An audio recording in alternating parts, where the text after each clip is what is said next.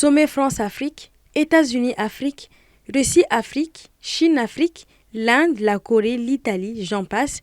Voici autant de pays qui, de façon régulière, organisent des sommets avec les pays africains. Des sommets qui sont toujours soldés par des annonces d'intention d'investissement et des signatures d'accords pour plusieurs milliards de dollars. Selon un récent rapport publié par l'agence Ecofin, rien qu'en 2024, ce sont au moins 83,5 milliards de dollars de promesses d'investissement qui ont été faites lors des sommets internationaux entre l'Afrique et les pays étrangers. Par contre, le rapport indique que les accords signés lors de ces forums s'alignent essentiellement sur les priorités stratégiques et géopolitiques des pays hôtes et perpétuent des dynamiques de partenariat déséquilibrées qui ne favorisent pas la transformation économique et le développement durable de l'Afrique.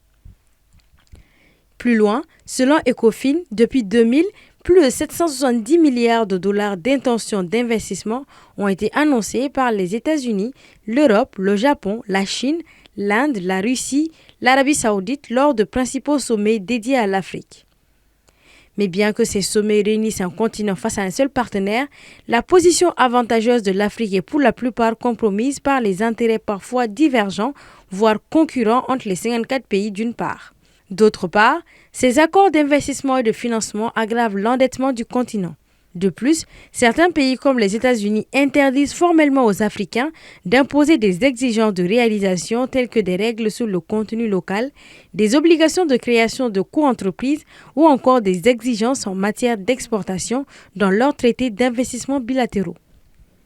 Selon Ecofin, les accords de coopération signés avec les puissances étrangères tendent à perpétuer un système économique extraverti qui ne favorise pas l'industrialisation, la création d'emplois ou encore le transfert des technologies vers l'Afrique.